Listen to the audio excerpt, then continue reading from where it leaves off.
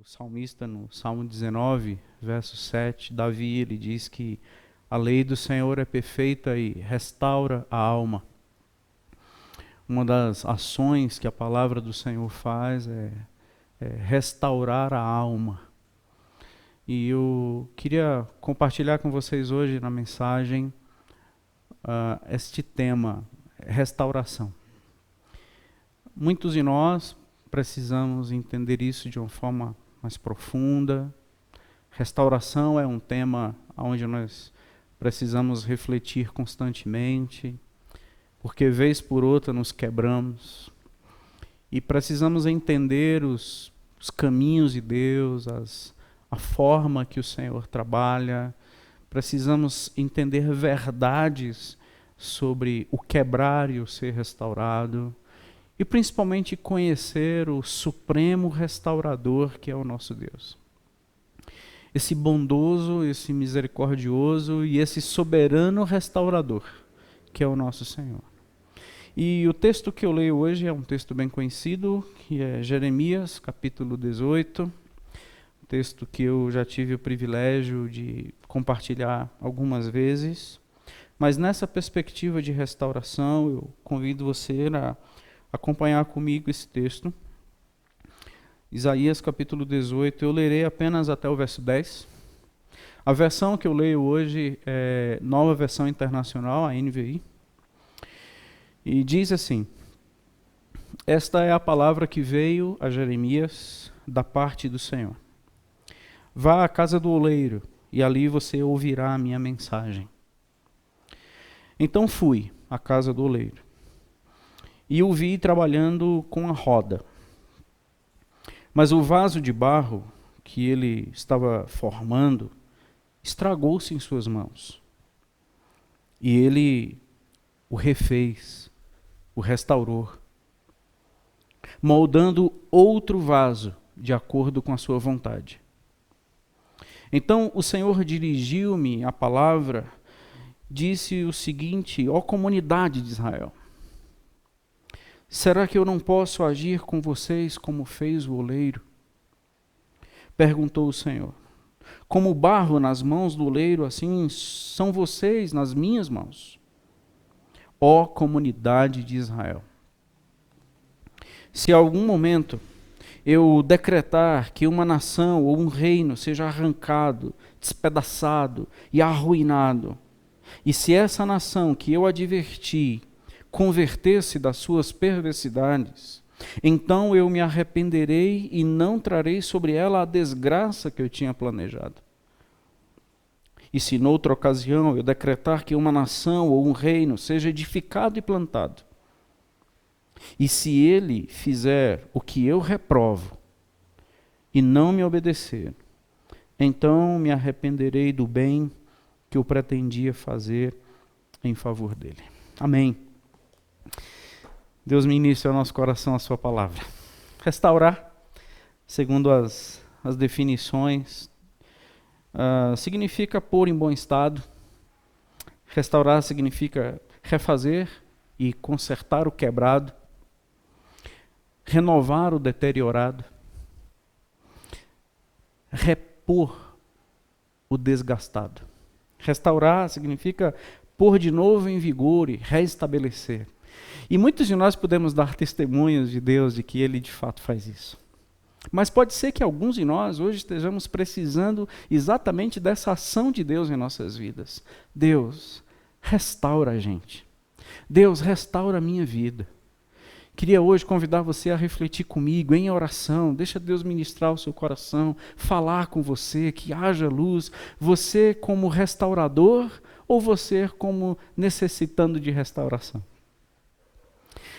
Os salmistas entenderam isso muito bem.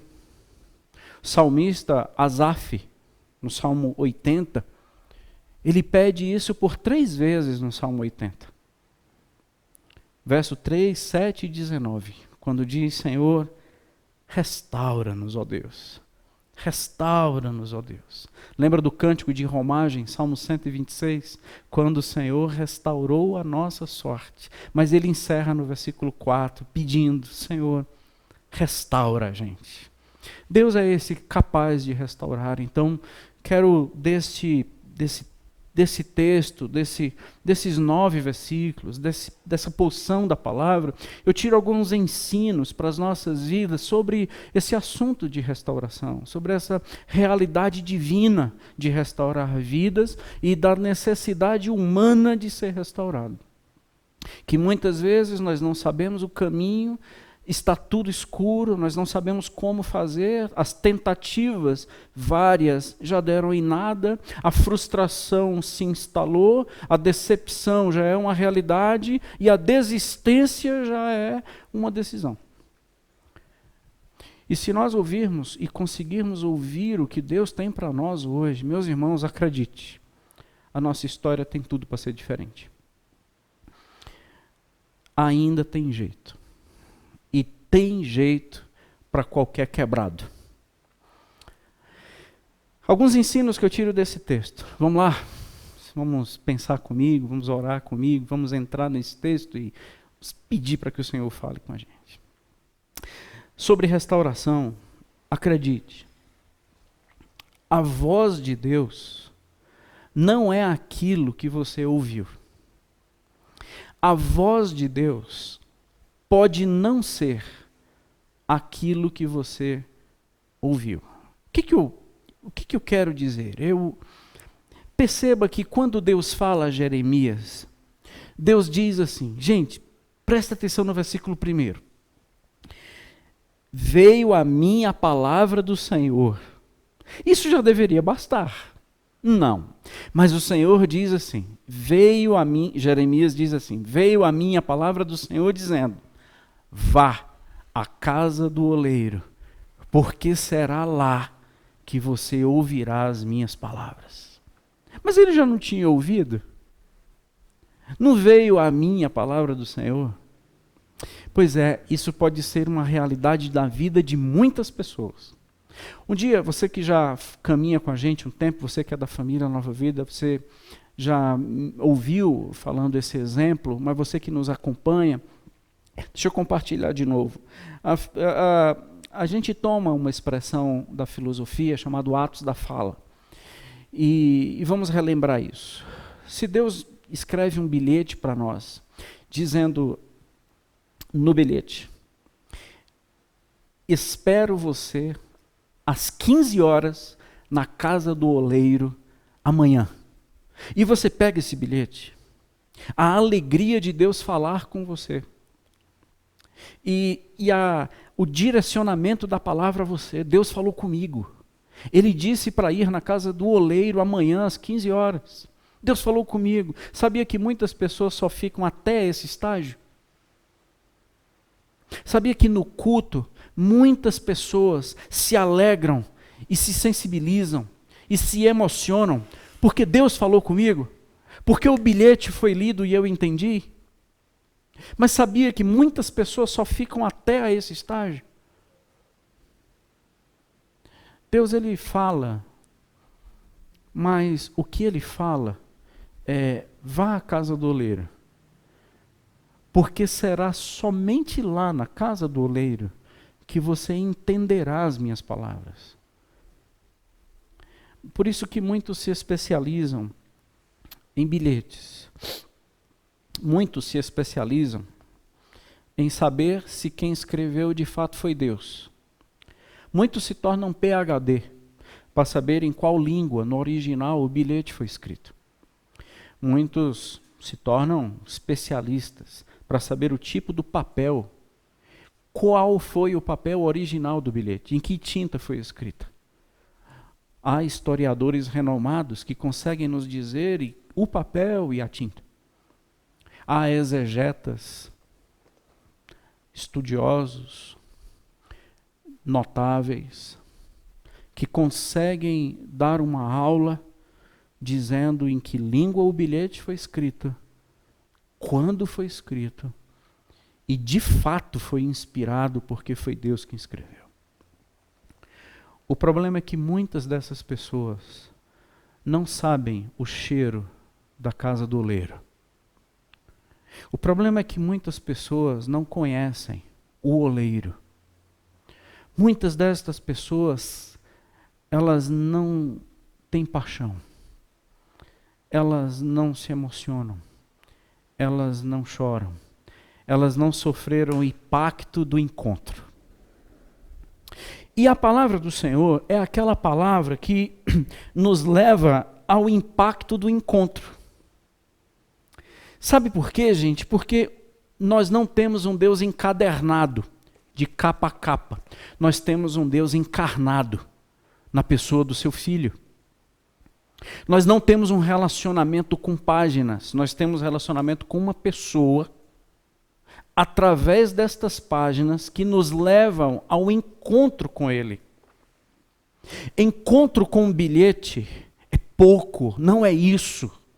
Deus ter falado comigo, dizendo vá à casa do oleiro, é pouco. Eu tenho que ir à casa do oleiro. Processo de restauração é movimento, é dinâmico. Processo de restauração não é compreensão de bilhete, são passos para um encontro de cura. Eu preciso dar movimento à minha vida, eu preciso obedecer aquilo que o Senhor me revelou. Ora, gente boa, a gente tem percebido, e eu tenho percebido com preocupação, muitas pessoas impactadas pelo bilhete. Glória a Deus, mas tem que andar. Eu tenho que colocar a minha vida em movimento.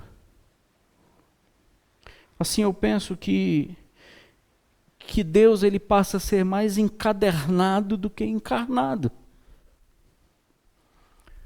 Quando às vezes a própria encadernação nos disse para ir a níveis além.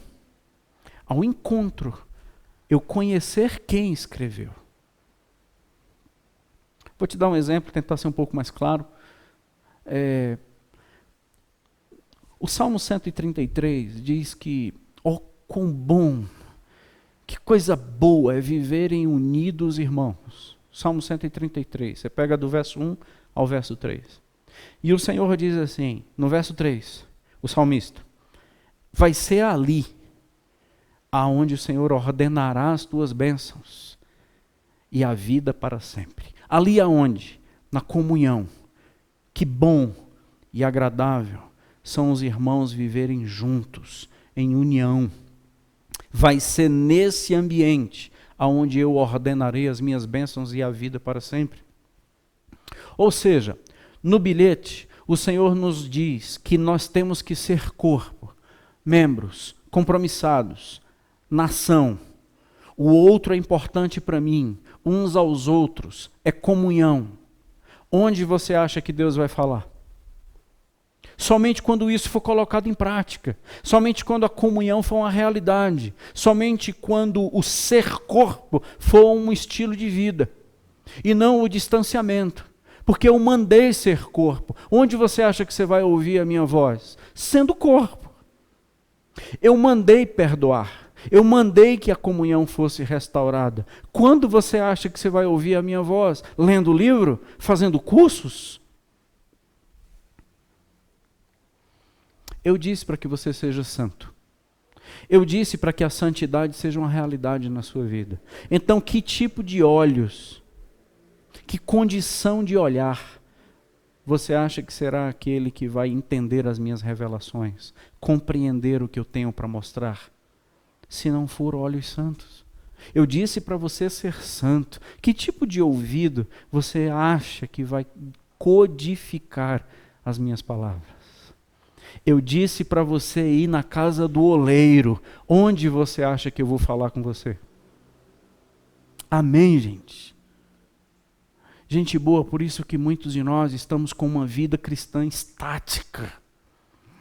Muitos de nós estamos com uma vida cristã infrutífera, estéril.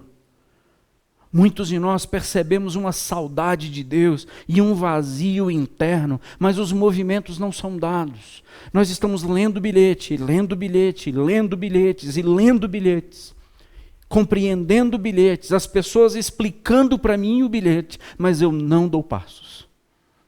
Veio a minha palavra do Senhor nesta noite dizendo: você precisa dar passos, você precisa sair do seu lugar, você precisa ir aonde eu mando, porque será lá aonde eu falarei com você.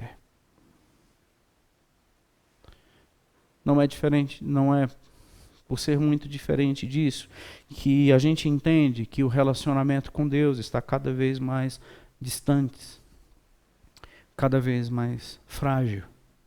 Deus está cada vez mais desconhecido. Não é muito diferente disso a razão de muitos não ouvirem mais a Deus. Eu me lembro de um dos dias que eu tive o privilégio de levar o meu pai para uma consulta. Na época eu morava em Fortaleza e tive a oportunidade de levar o meu pai algumas vezes nas consultas, acompanhá-lo, fazer alguns exames. Agradeço tanto a Deus por isso. E teve um dia que eu levei a uma consulta e a consulta demorou pouquíssimo tempo, porque era um retorno e o médico perguntou se meu pai tinha tomado as medicações que ele mandou. E se eu não falho bem, se eu não estou falhando a memória, meu pai tinha tomado uma decisão de não tomar alguns remédios, porque não fez bem. E o médico praticamente encerrou a consulta ali, porque o meu pai não fez o que o médico mandou. Ou seja, se você não está disposto a fazer aquilo que eu te receitei no bilhete, por que você está aqui de volta? Que tipo de melhora você acredita que teria? Que tipo de cura? Que restauração poderia haver se você não faz o que eu mando? Se você não consome o que eu disse para consumir? Se você não corta aquilo que eu disse para cortar? Se você não vai aonde eu mandei você ir? Vá na casa do oleiro, somente lá você ouvirá a minha voz.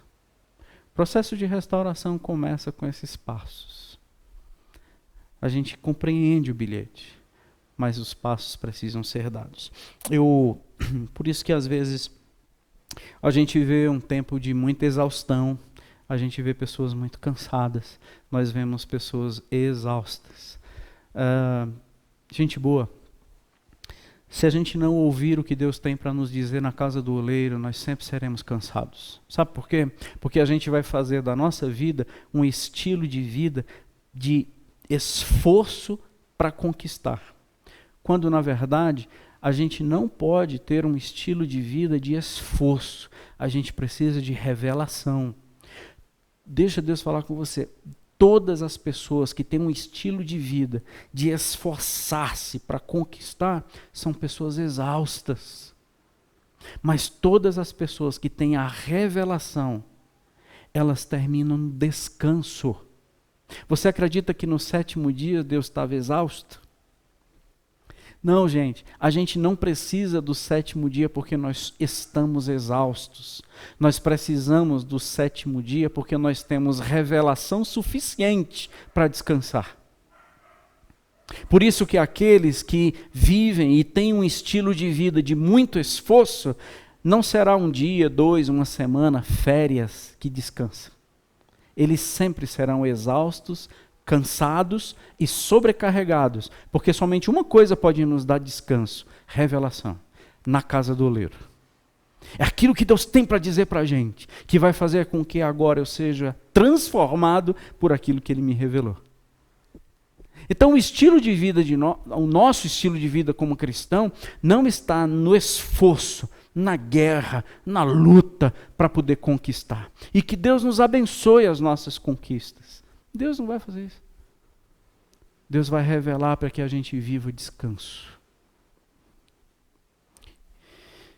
Outro princípio, um ensino que eu tiro para as nossas vidas e compartilho com você sobre restauração. Primeiro a gente precisa ir lá para a casa do oleiro para entender o que é restauração. E agora, entendendo o que é restauração, por favor, tem um princípio que você não pode esquecer. Todo vaso quebra. Vou repetir. Vaso foi feito para quebrar. Vaso quebra. Assim, quando Jeremias chega na casa do oleiro, Primeiro, a cena que o Senhor quer falar ao seu profeta está numa frustração. Está num ambiente de não deu certo. O texto fala, o vaso que ele estava trabalhando se estragou. Então perceba, a visão, o que o Senhor quer falar comigo na casa do oleiro é que vasos se estragam. A frustração é uma realidade da vida. Não deu certo, faz parte da agenda. Todo vaso quebra. O que Deus quer falar para Jeremias, o que eu consigo tirar desse texto, o que eu consegui entender desse texto e eu compartilho com vocês, é que o Senhor intenciona mostrar ao seu profeta que ele não tem necessariamente um compromisso com o vaso, ele tem um compromisso com o barro. O Senhor não tem o objetivo do vaso, o Senhor ele não solta, não larga o barro. Não é a forma, é a natureza. Não é um formato, não é a estética, é a identidade. A palavra diz que nós fomos feitos do pó da terra. O compromisso de Deus é com o pó, é com o barro, não com a forma. A forma se deforma, o vaso se estraga, mas o barro continua nas mãos do oleiro. Vaso quebra. É o segundo ensino sobre restauração. Sabe por que muitos de nós não somos restaurados? Porque nós não admitimos termos sido quebrados. A relação com Deus é com você. Não é com aquilo que antes você fazia. Nós somos mais importantes para Deus do que aquilo que a gente representava. Meus irmãos, quantos de nós estamos com uma sensação apenas de utilidade, como meros vasos, e perdemos uma identidade, como um barro nas mãos do oleiro. Por isso que Deus ensina que vasos quebram, e se quebrarão quantas vezes Deus quiser. O compromisso de Deus é fazer com que os vasos sejam feitos conforme a sua vontade, como diz o texto. Sabe para quê? Para criar vasos inéditos. Para criar vasos que surpreenderão a história. Sabe por que teve que quebrar antes? Porque Deus está formando em nós a sua vontade. Para manifestar o seu poder de cura e de restauração. Mas esse não é o fulano que estragou a vida dele. Essa não é a Beltrana que colocou tudo a perder. Esse não é aquele que dizíamos que era o sem jeito. Essa não é aquela que dizíamos que não tem jeito para ela. Pois é, esse tipo de barro que, se continuar nas mãos do oleiro, serão transformados num novo vaso. Consegue entender? Por isso que a igreja, gente, igreja não é local de preservar vaso, igreja é local de moldar barro. Na verdade, igreja era para ouvir sempre o barulho de vasos quebrando.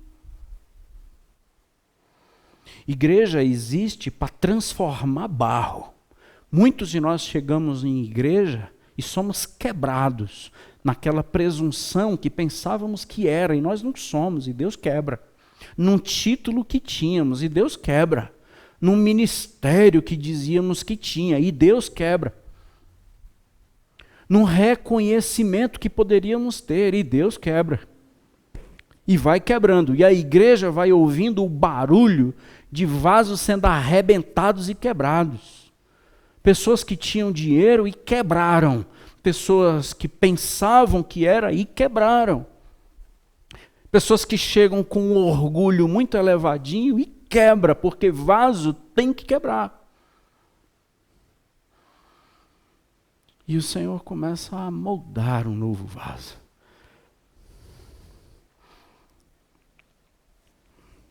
Isaías 29, 16.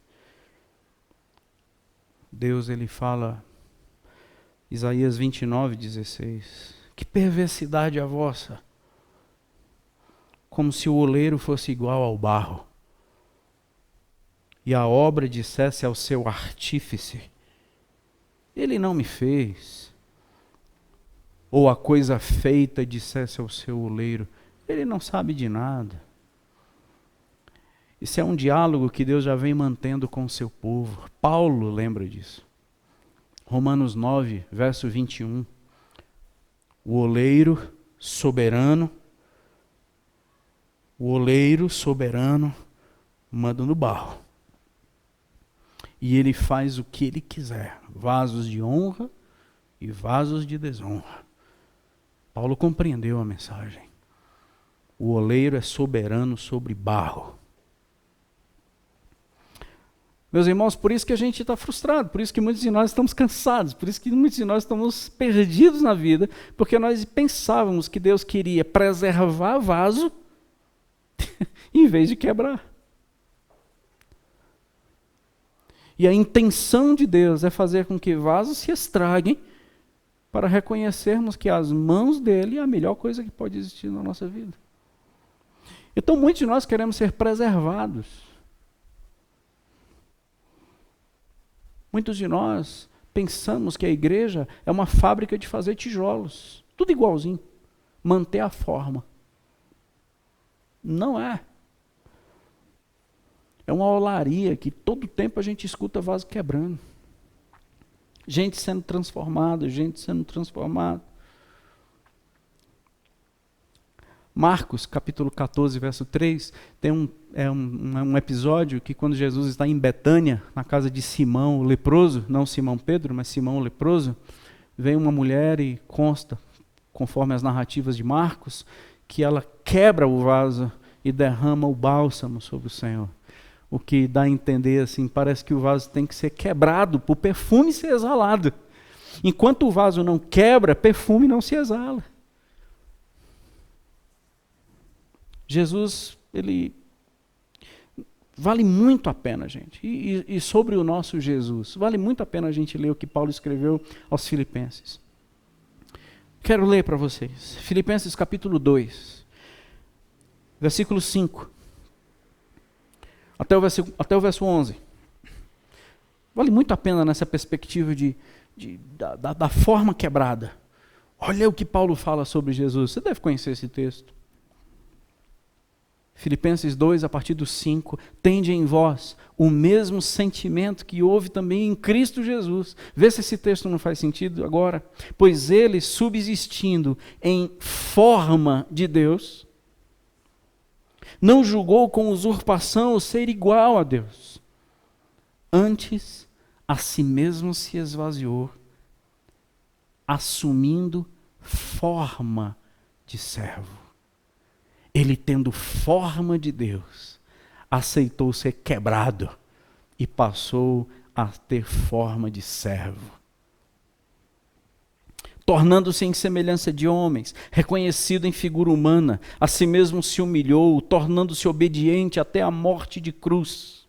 Pelo que também Deus o exaltou sobremaneira e lhe deu o nome que está acima de todo o nome, para que ao nome de Jesus se dobre todo o joelho nos céus, na terra e debaixo da terra, e toda língua confesse que Jesus Cristo é o Senhor, para a glória de Deus Pai. Ele tem forma de Deus, mas aceita ser quebrado pelo supremo oleiro e diz, eu quero ser servo e ser obediente até a morte e morte de cruz. Gente, que tipo de sentimento nós devemos ter se queremos ser restaurados? Deixa Deus quebrar. Permita ser quebrado. Aceite as quebraduras. Quebrou. O vaso estragou. Não mude o barro. Não saia das mãos. Esse é o meu terceiro ponto. Porque Deus não abandona o seu projeto. vá para a olaria. Vaso quebra, mas Deus não abandona o seu projeto. O oleiro não desiste do barro. Ele continua trabalhando, estragou, quebrou, mas ele continua trabalhando. Faz do barro outro vaso. Vou falar devagar, olha para mim, deixa Deus falar com você. Ele faz do mesmo barro outro vaso. Ele não desiste. Entende? Só que ele vai fazer agora conforme a sua vontade. Quando as coisas não dão errado nas nossas vidas, quando as coisas dão errado, quando as coisas se estragam, submeta-se ao amassar da mão de Deus, para que Ele faça da gente o que Ele quer. Casamento ruim, casamento doente, casamento complicado, casamento pecaminoso, gente boa tem que quebrar. E a gente não precisa mudar de cônjuge, a gente não precisa mudar de barro.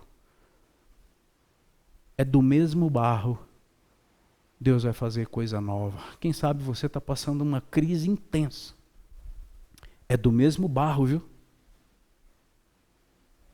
Não se muda barro, se muda vaso. Qual o nosso problema? É que a gente está querendo mudanças e não transformações. Para muitos de nós, a solução está em mudar de cidade, mudar de país, mudar de igreja, mudar de cônjuge, só não muda de time. E ainda não é idolatria. Mas a gente muda de um monte de coisa. A solução, rapaz, sabe o que está faltando na minha vida? Eu acho que está faltando assim, uma igreja mais, sabe como é que é? Uma igreja mais, é isso que está faltando. Então, se eu for para uma igreja mais, entende, assim, mais, aí o negócio dá. Você acha mesmo que o que você precisa é de mudança? Mas só que o Senhor não está falando de mudança, Ele está falando de transformação. Eu quero fazer de você um vaso segundo a minha vontade. Não mantenha forma, eu não tenho compromisso com forma. Eu tenho compromisso com os meus projetos. Antes você era assim, agora eu quero fazer você outra coisa, mas é o mesmo barro. Antes você era muito tímido, rapaz. Eu quero quebrar você e tornar você um servo, um homem que propaga a minha palavra. Antes você era muito mentiroso. Eu quero quebrar você e tornar um homem com lábios santos. Antes você era muito colérico. Eu vou te quebrar e tornar você um homem mais brando. Antes você era muito explosiva. Eu vou te quebrar, estragar, para que você se torne uma pessoa mais humilde, mais dócil. Antes você era muito incrédula. Eu vou te quebrar, para que você se torne uma crente, uma mulher de fé. E assim vai. E Deus não desiste. E Deus está entregue a um projeto, e esse projeto somos nós. Romanos capítulo 6, verso 22, o apóstolo Paulo diz que antes nós éramos, Romanos 6, 22, antes nós éramos escravos do pecado, Deus nos transformou em servos do Filho de Deus. Então, acontece agora que transformado em servos não é mudança. Mudar, a gente pode mudar de Deus para Satanás, da igreja para um outro ambiente religioso. Mudar, a gente muda. Transformar só na olaria. A mão de Deus é o segredo. Por isso que eu acho que o pensamento espiritual é pensar segundo Deus. Pare de pensar conforme você. Pare de pensar conforme a sua força. Pare de pensar conforme o seu alcance visual. Pare de pensar com a sua experiência de vida. Pare de pensar com aquilo que você acha. Comece a pensar espiritualmente. E pensar espiritualmente, ser uma mente espiritual, é pensar e ver e enxergar a vida na perspectiva do que Deus disse que é. E não na minha. Eu não consigo crer, não importa, é o que ele disse.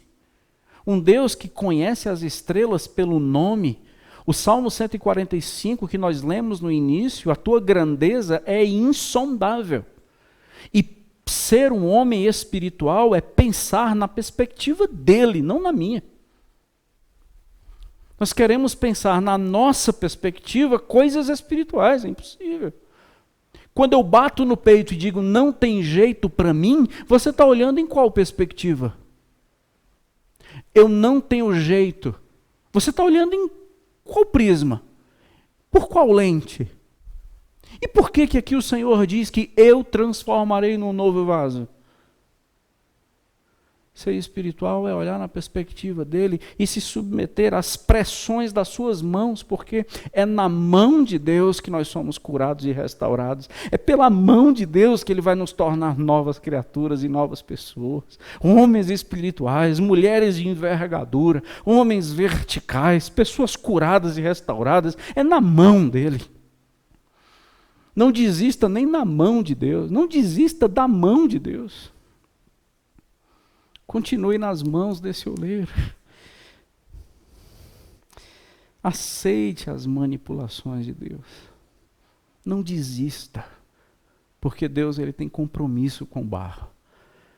Mas, por fim, o último ensino que eu tiro desse texto é que, mais uma vez, eu bato nessa tecla, decisões são exigidas.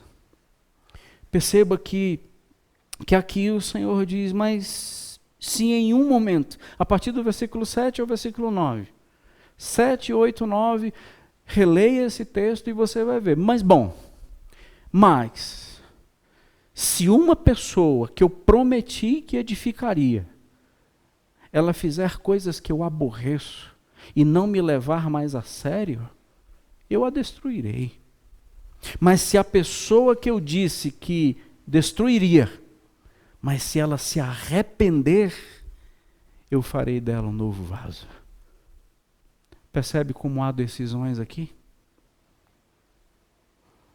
Percebe que a gente para com o jogo da vítima, a gente sai do filminho do perseguido e do perseguidor, quando nós não precisamos mais ir para a rua como vítima de racismo, quando a gente não precisa mais processar ninguém por bullying, acredite, o vaso vai quebrar e nós seremos perseguidos e as pessoas mentirão sobre nós, as pessoas caluniarão a gente, as pessoas nos matarão. Jesus falou isso. Então eu não estou na vida para uma preservação, eu estou na vida para um propósito. E eu posso assumir hoje um propósito não de ser preservado, mas para ser um vaso segundo a vontade do Senhor, segundo as pressões destas mãos e da manipulação do seu amor. Eu quero ser uma pessoa que Deus quer que eu seja, não mais eu. E eu vou tomar uma decisão. E essa decisão é: eu me arrependo de quem eu sou e eu concordo com quem Deus é e com o que Deus quer. Eu concordo com o que Deus quer para a minha vida. Então faz de mim, Senhor, um barro, o vaso segundo a tua vontade. Se alguém clamar a mim, se alguém se arrepender, eu mudo a história dele. Meus irmãos, eu caminho para o encerramento, verso 17. Eu acho essa sentença do verso 17, ela terrível. Quando Deus ele vai dizer assim: dependendo das suas decisões, ó casa de Judá, ó Jerusalém, dependendo das suas decisões, você não verá o meu rosto, mas você verá as minhas costas. Gente, que sentença terrível. você nunca terá um relacionamento comigo. Você terá uma reprovação explícita. Eu darei as costas para você e você nunca verá o meu rosto. Não porque eu falhei, não porque eu não impedi que você se estragasse, mas é porque você nunca concordou com os meus processos. Nunca se submeteu à minha mão. Quis ser o vasinho independente, presunçoso, prepotente, que não admite quebra. Você verá as minhas costas. Que isso jamais seja uma realidade sua, jamais seja uma realidade minha. Eu desafio você, nesta semana, a gente pensar sobre essa palavra, orar sobre essa palavra, para que Deus gere em nós vida, para que o Senhor faça da gente o que Ele quiser, para que nesta pandemia o Senhor nos molde do jeito que Ele quiser, que a gente saia desta pandemia um vaso novo, barro manipulado por esse Deus. Isaías, a gente está estudando Isaías, eu estou muito com as palavras de Isaías no coração. Eu leio Isaías 64, verso 8, e eu encerro hoje, que diz assim: mas agora, ó Senhor, Isaías 64, 8, eu convido você a fazer essa oração. Se você quiser abrir sua Bíblia, abra. Isaías 64, 8. Mas agora, ó Senhor, Tu és o nosso Pai, nós somos o barro, e Tu, o nosso oleiro, e todos nós, obra das Tuas mãos. Seja um vaso surpresa na história. Seja um vaso inédito. Deixe Deus fazer coisa na sua vida, coisa nova. Novo homem, uma nova mulher, transformados de glória em glória na imagem do nosso Senhor. Agora, Tu és o nosso oleiro. A gente vai querer ser um vaso moldado pelo Senhor. Não moldado pelo mundo, não na forma deste século, mas pela renovação da nossa mente. E assim a gente vai experimentar a boa, agradável e perfeita vontade do Senhor. Deus te abençoe. Que decisões sérias, radicais, sejam tomadas na sua vida.